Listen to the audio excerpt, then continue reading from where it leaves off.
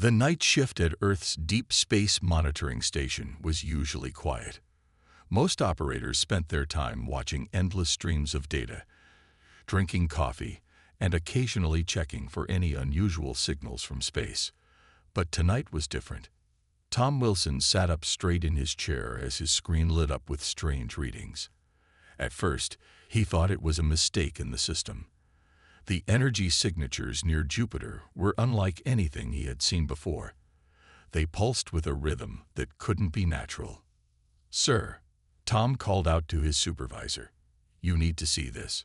Station Chief Mike Brown rushed over, his coffee cup still in hand. As he looked at the screen, the hot coffee slipped from his fingers and crashed to the floor. Nobody noticed the spill. All eyes were now fixed on the mysterious signals coming from Jupiter's orbit. "Call the International Space Fleet headquarters now," Brown ordered, his voice trembling with excitement and fear.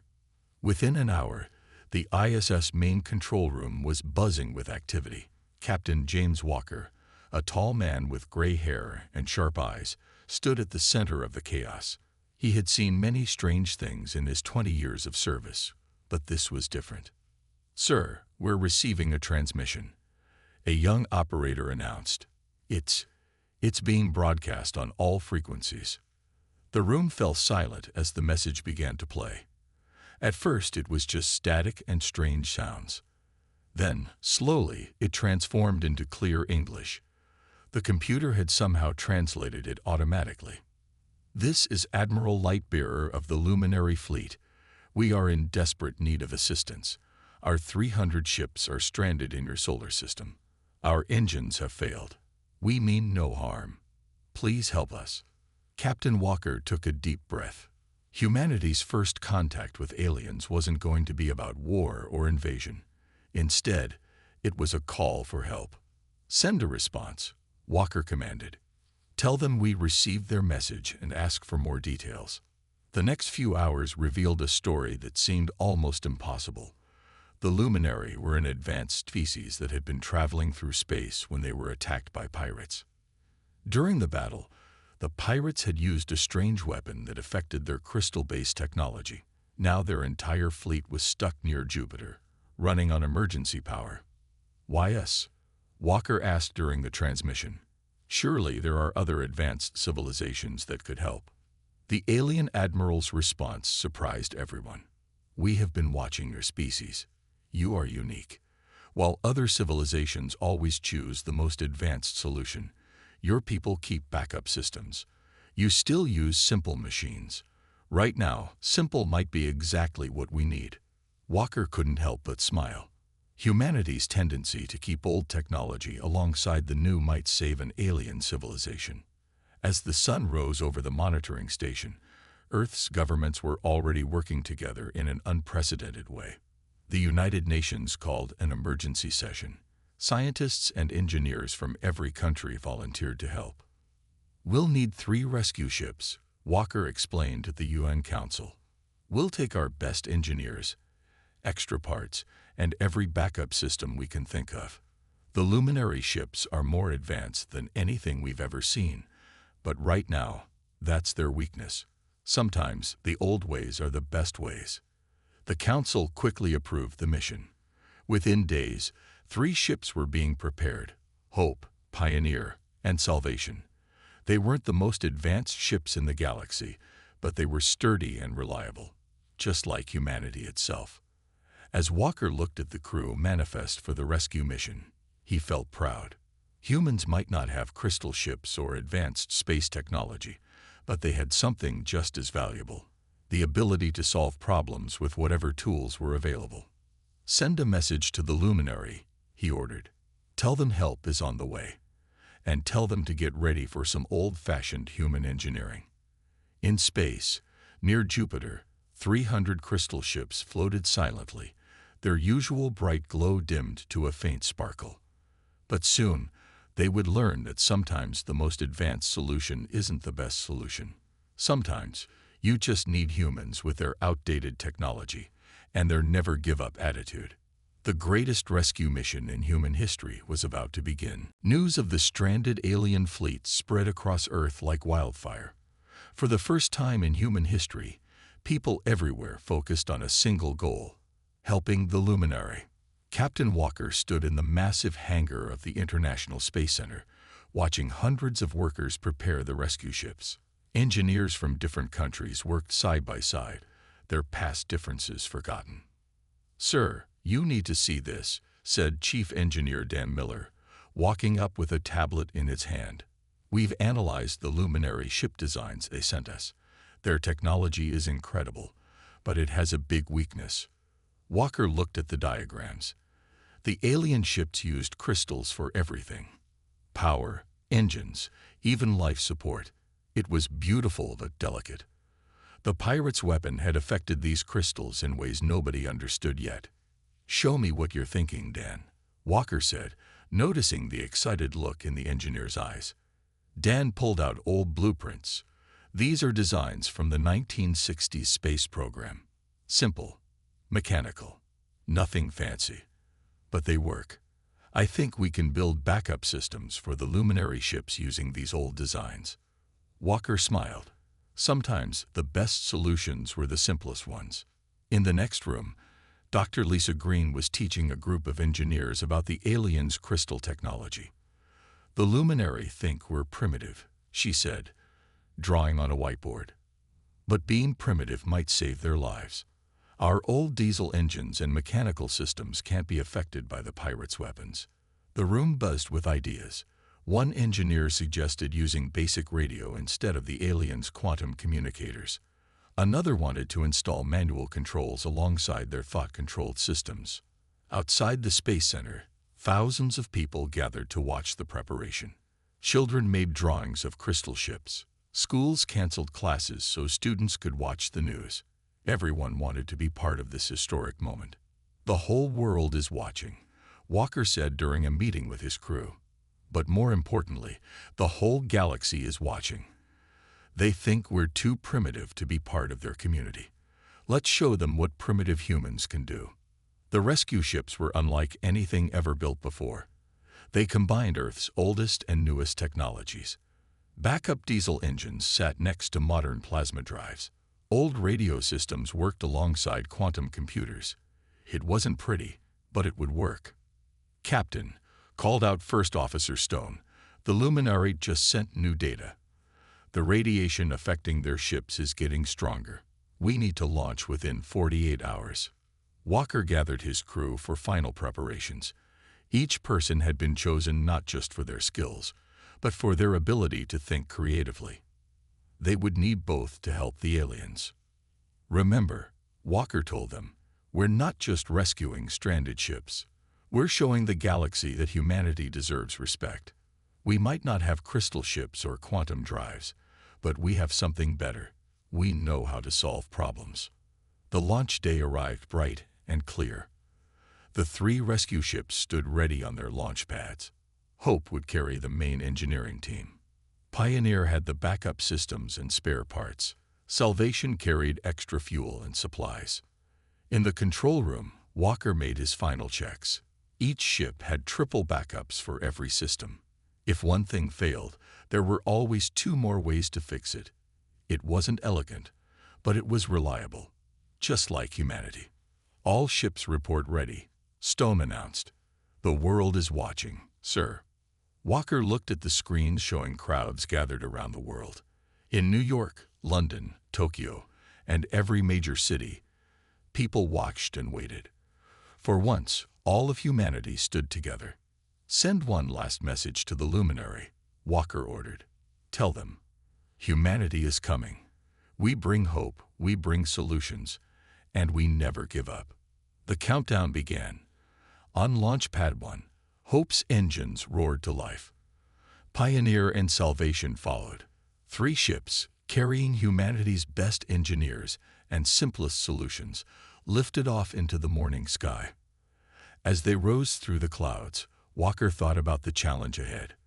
The galaxy might have faster ships and fancier technology, but they were about to learn something important. Never underestimate humans and their primitive solutions. The rescue mission had begun. The 3 human rescue ships moved through space, their engines glowing against the darkness. After 5 days of travel, Jupiter's massive form appeared in their view screens, growing larger each hour. "Status report," Captain Walker called out from the Bridge of Hope. The crew had spent the journey studying the luminary ship designs and practicing with their backup systems. "All ships running perfectly," First Officer Stone replied. "The old systems are actually working better than the new ones out here. Less interference." Engineer Dan Miller floated into the bridge, holding the crystal sample the luminary had sent them earlier. Under the ship's lights, it sparkled like 1,000 stars. "Captain, we figured something out about these crystals," Dan said, his eyes bright with excitement. "They're amazing technology, but they're too perfect. That's why they failed when the pirates attacked. They couldn't adapt." Walker looked at the crystal. "And our systems? Ours are rough, simple, and adaptable," Dan smiled. "Like putting a Jeep engine in a spaceship. Not pretty, but it works." Suddenly, the ship's radio crackled. Not the new quantum communicator, but the old-style radio they'd installed as backup. A voice came through, speaking English with a strange musical tone. "Human vessels, this is Admiral Lightbearer. We see you approaching. Our power is running low. Please hurry." Through the main window, they could finally see the luminary fleet. 300 crystal ships spread out across space, their usual bright glow now dim and flickering. Each ship was a masterpiece of alien engineering, shaped like giant snowflakes made of light. "It's beautiful," someone whispered on the bridge. "And completely helpless," Walker added. "Start scanning for the radiation the pirates used." The results came back quickly. The space around the luminary fleet was filled with strange energy that seemed to disrupt anything too advanced. But the humans' older equipment worked fine. Pioneer moved closer to the nearest alien ship. Even half-powered, it was bigger than anything humans had ever built. Its crystal surface reflected the light from Jupiter, creating rainbow patterns in space. "Beginning docking procedure," Stone announced. "Using mechanical clamps instead of magnetic locks. Sometimes old school is the best school." The first meeting between humans and Luminary happened in the connection tunnel between Hope and the alien flagship. Walker led his team, wearing simple spacesuits with backup air tanks. Admiral Lightbearer was tall and elegant, with skin that seemed to glow from within. The alien leader looked at the human equipment with surprise. "You actually use physical controls?" Lightbearer asked, touching a dial on Walker's suit. "We haven't used such things in 1,000 years." "Sometimes the simplest solution is the best solution," Walker replied. "Now show us your engine room. We've got some ideas you might find interesting." The luminary engine room was both beautiful and frustrating for the human engineers. Everything was controlled by crystals and VOT commands. There wasn't a single button or lever in sight. Dan pulled out his tools, wrenches, screwdrivers, and other simple instruments that had served humans for centuries. The luminary engineers watched in fascination as he began working. "We'll install backup systems," he explained. "When your crystal engines fail, these will kick in. They're not as fast or elegant, but they'll get you home. You would help us even though we thought you were primitive." Lightbearer asked Walker. "Being primitive isn't always bad," Walker smiled. "We learned to solve problems before we had advanced technology. That's something your people might want to remember." As the humans began their work, a warning came from Pioneer's old radar system. Something was moving at the edge of the solar system. "Captain," Stone called urgently, "we're picking up multiple ships approaching. Their energy signature matches the pirates' ships from the luminary records." Walker looked at Lightbearer, then at his crew. The real test was about to begin. Would humanity's simple solutions be enough to save the alien fleet and fight off space pirates? "Everyone to your stations," he ordered, "and power up those backup systems. We're about to show the galaxy what primitive humans can really do." The rescue mission had just become a battle for survival. Time was running out. The pirate ships were still hours away, but the Luminary fleet remained helpless. Inside the alien flagship's engine room, human engineers worked frantically to install their backup systems. "Hand me that wrench," Dan Miller called out, his face covered in sweat, as he worked inside a crystal engine housing. The Luminary engineer watched in amazement as Dan connected simple mechanical parts to their advanced systems. "I don't understand," the alien said. "How can such basic technology work with our crystals?" Dan smiled as he tightened a bolt. "Think of it like this. Your crystals are like a perfect computer. But when it breaks, you need a backup calculator. Not as fancy, but it gets the job done." Across the fleet, similar scenes played out. Human engineers from Hope, Pioneer, and Salvation spread out among the alien ships, installing diesel backup engines, mechanical controls, and old-style radio systems. Captain Walker stood in the flagship's control room with Admiral Lightbearer, watching the progress on simple digital screens they'd installed. The aliens' original holographic displays had stopped working hours ago. "Your people work so fast," Lightbearer observed, "and they seem to enjoy solving problems." "That's because humans had to solve problems to survive," Walker explained. "We didn't have advanced technology to help us. We had to think our way out of trouble." A loud clang echoed through the ship, followed by the rough rumble of a diesel engine starting up. The Luminary crew looked startled, but the humans grinned. "That's the sound of success." Dan's voice came over the radio. "Backup power system is online. Not as quiet as your crystal engines, but it works." The pirates' radiation weapon had expected to find only advanced technology to disrupt. Instead, it now faced something it couldn't stop: human ingenuity and simple machines. "Sir," First Officer Stone called from Hope, "we've figured out how the pirates' weapon works. It creates a field that makes advanced technology too perfect. So perfect it can't work. But our old technology is too imperfect to be affected." Walker finished. "Sometimes having flaws is an advantage." The next few hours were a race against time. Human engineers taught Luminary crews how to operate manual controls. They installed backup systems that could run on simple electricity instead of crystal power. In the engine room, Dan made another discovery. He held up a crystal, now connected to some very basic Earth electronics. "Look at this," he called everyone over. "The crystals aren't dead. They're just too perfectly aligned. But if we run a simple electric current through them in a rough pattern." The crystal flickered, then began to glow brightly. The Luminary engineers gasped. "Impossible," one said. "You're powering our technology with batteries."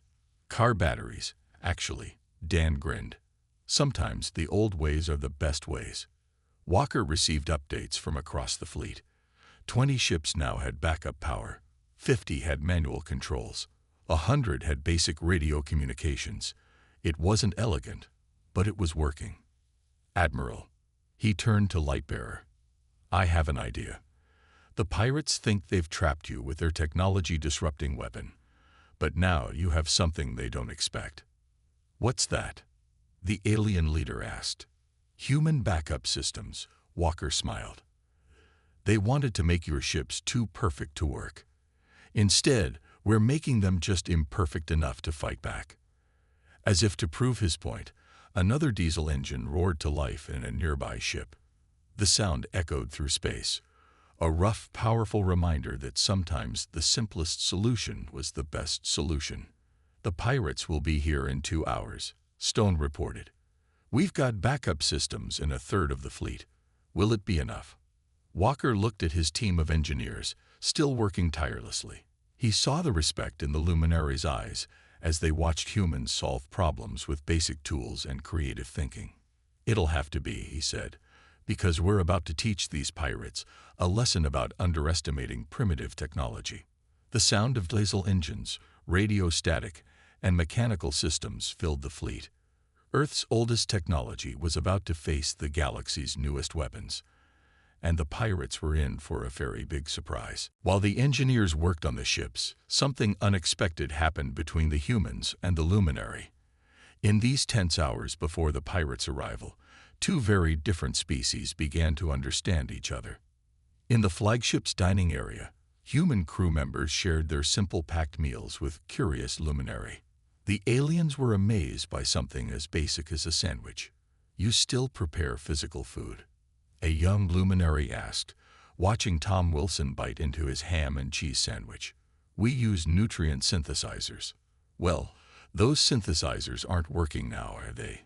Tom smiled, offering half his sandwich. "Sometimes the old ways are the most reliable ways." The Luminary took a careful bite, and their eyes widened in surprise. "This is interesting.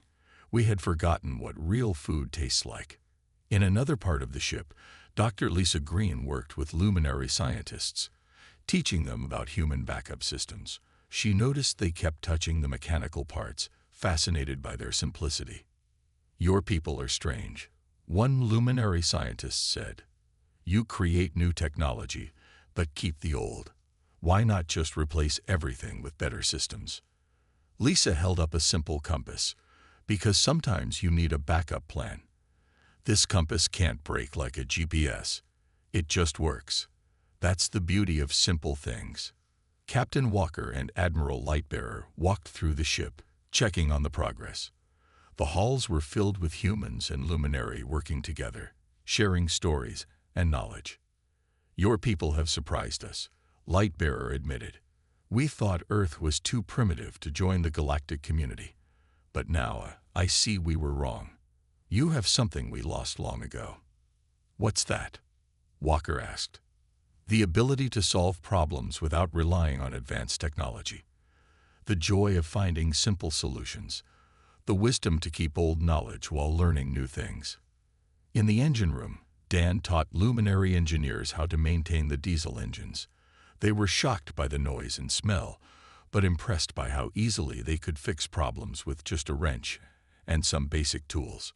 "In our culture," a Luminary engineer said, "we throw away old technology. But you humans, you keep it and improve it. You don't just replace it." Dan nodded as he showed them how to change an oil filter. "Because every technology has its uses. Sometimes the old ways work better than the new ones." The humans shared their music, their food, their stories. The Luminary shared their knowledge of the galaxy and its many wonders. Both species found they had much to learn from each other. A group of Luminary children had somehow made their way onto the ship. They gathered around First Officer Stone as he showed them how to use a pencil and paper. "But why not use data tablets?" one child asked. "Because pencils don't need batteries," Stone smiled. "And sometimes drawing with your hands helps you think better than typing on a screen." The Luminary children were soon drawing pictures of the human ships, amazed by how they could create something without technology. In the medical bay, human doctors worked alongside Luminary healers. They compared their different ways of treating injuries and illness. "Your medicine is very physical," the Luminary healer observed, watching a human doctor stitch a small cut. "Sometimes the body needs physical help to heal," the doctor replied. "Not everything can be fixed with energy fields and light beams." As the hours passed, the two species grew closer. The Luminary began to see that humanity's primitive ways had value. The humans learned that advanced technology was amazing, but it shouldn't replace basic skills and knowledge. 1 hour until the pirates arrive. Stone's voice came over the radio. Walker looked at Lightbearer. "Your people ready to fight with our old technology?" The alien admiral stood straighter. "We are ready. Your people have taught us that being advanced doesn't always mean being better. Sometimes the simple solution is the strongest solution." Throughout the fleet, humans and Luminary prepared for battle together. They had learned from each other, grown stronger together. Now it was time to show the pirates what two species, working as one, could do. The greatest test was about to begin. The pirate fleet appeared at the edge of Jupiter's orbit, their black ships moving like shadows against the stars. They expected to find helpless luminary ships dead in space. Instead, they found something very different. Enemy ships approaching. First Officer Stone announced from Hope's Bridge. 15 vessels, heavily armed. They're charging their technology-disrupting weapons. Captain Walker stood on the luminary flagship's bridge, now filled with a mix of human and alien technology. Old-style radar screens showed the pirates' approach, while diesel engines rumbled throughout the fleet. "Remember the plan," Walker said to both human and luminary crews. "Let them think they've won. Then show them our surprise." The pirates fired their weapons. Waves of strange energy washed over the fleet, designed to make advanced technology too perfect to function. The pirates expected the luminary ships to become completely helpless. Nothing happened. "Sir," Dan's voice came over the radio from the engine room. "All backup systems working perfectly. Those diesel engines don't care about their fancy weapons." The pirate ships moved closer, probably confused why their weapons hadn't worked.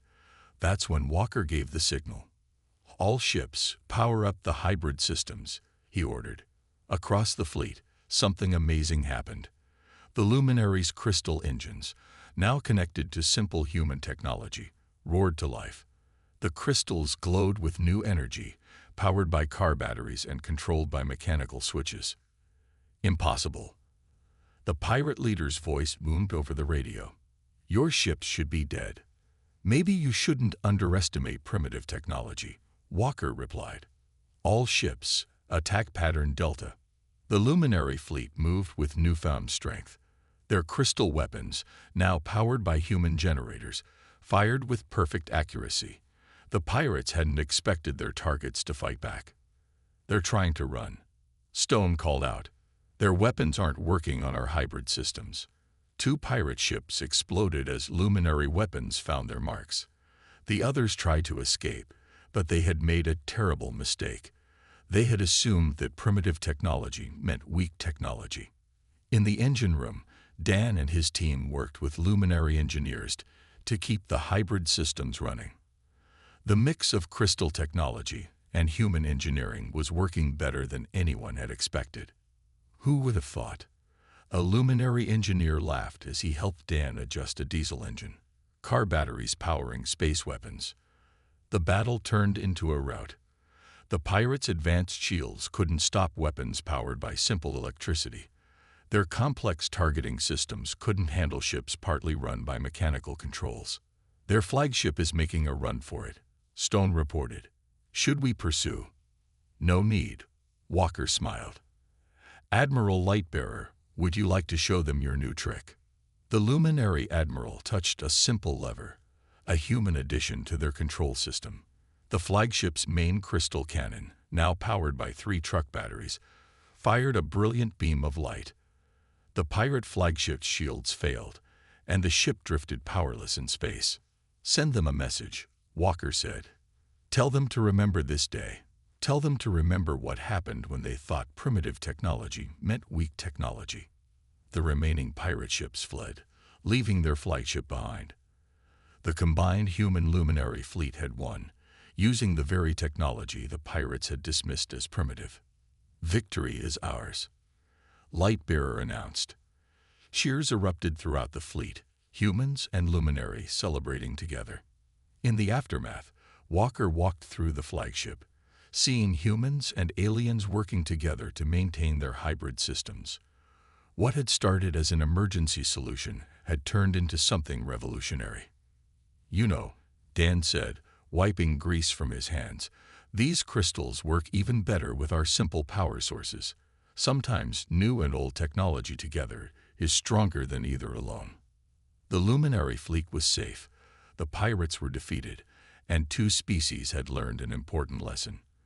Advanced technology was wonderful, but simple solutions still had their place in the galaxy. "Ready to head home?" Stone asked over the radio. Walker looked at Lightbearer. "Not yet. First, I think we need to show the galaxy that humanity isn't as primitive as they thought. And that sometimes the old ways are the best ways." The fleet powered up their hybrid engines, a mix of crystal light and diesel rumble filling space. It was time to show the galaxy what humans and Luminary could do together. 1 month after the battle with the pirates, Earth's Space Center buzzed with excitement. The combined human-Luminary fleet was returning home, bringing with them news that would change Earth's future forever. Captain Walker stood beside Admiral Lightbearer as their ships approached Earth. Through the view screen, the blue planet looked more beautiful than ever. "Your world looks so simple from up here," Lightbearer said. "Hard to believe it produced people who changed how the galaxy thinks about technology." News of their victory had spread across the galaxy. The story of how primitive humans had saved an advanced alien fleet using old technology had caught everyone's attention. "Captain," First Officer Stone called out, "you should see this." The view screen showed hundreds of ships approaching Earth, but these weren't hostile vessels. They were diplomatic ships from every major civilization in the galaxy. They had all come to meet the humans who had proved that simple solutions could beat advanced problems. "Looks like we're about to have a lot of visitors," Walker smiled. The landing ceremony at the International Space Center was the largest gathering in human history. People from every nation stood together, watching as alien ships landed beside the human rescue vessels.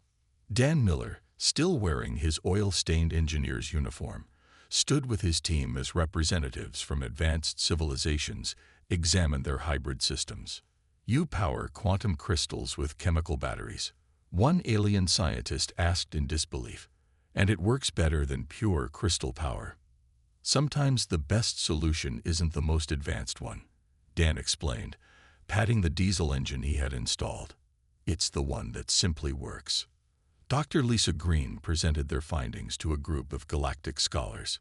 She showed how combining simple human technology with advanced alien systems had created something new and better. "By keeping our old technology alongside the new," she explained, "humans never lost the ability to solve basic problems. Sometimes that's more valuable than having perfect technology." The Luminary had brought gifts. They offered to share their crystal technology with Earth, but they also asked to learn about human engineering, especially the simple solutions that had saved their fleet. "We want to establish a permanent exchange program," Admiral Lightbearer announced to the United Nations. "Your people have shown us that progress isn't just about advancing technology. It's about keeping wisdom from the past while moving into the future." Walker watched as human engineers taught alien visitors about mechanical engines, while alien scientists showed humans how to grow crystal computers. Both sides were learning from each other. "Sir," Stone said, bringing Walker a message, "the Galactic Council has voted. Earth is being offered full membership in the galactic community, and they want us to lead a new department." "What department?" Walker asked.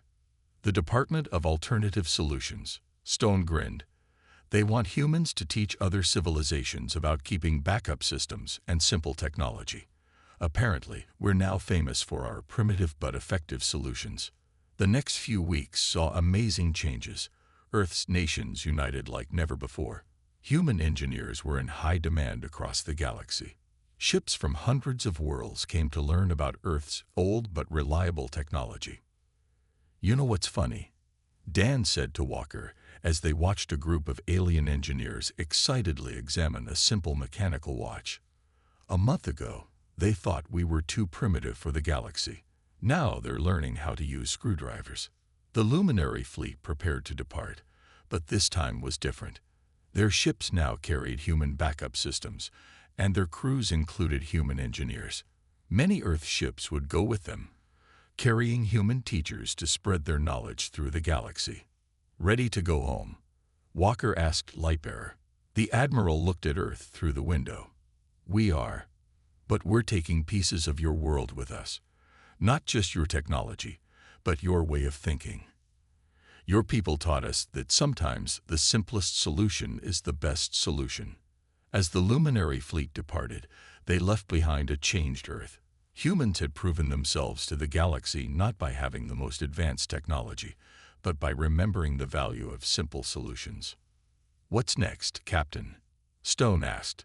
Walker looked at the stars, now filled with possibilities. "Now we teach the galaxy what humans do best: solving problems, keeping what works, and never forgetting that sometimes the old ways are the best ways. A new chapter in human history had begun. Earth had found its place in the galaxy not by abandoning its past, but by showing that true wisdom meant keeping the best of both old and new. The age of human innovation had arrived, and the galaxy would never be the same.